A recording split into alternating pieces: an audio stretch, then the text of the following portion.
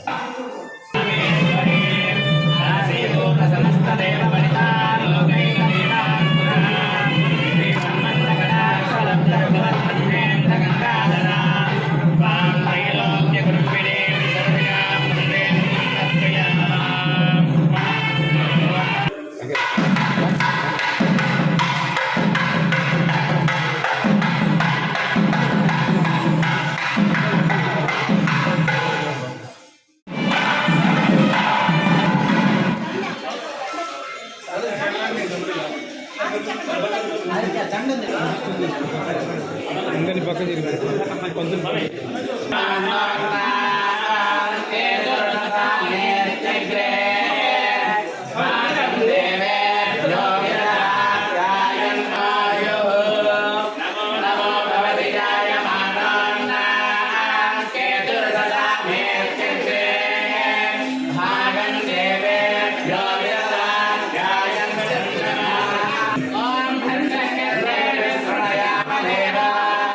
भद्रं पश्येमाक्षभिर्यजत्रा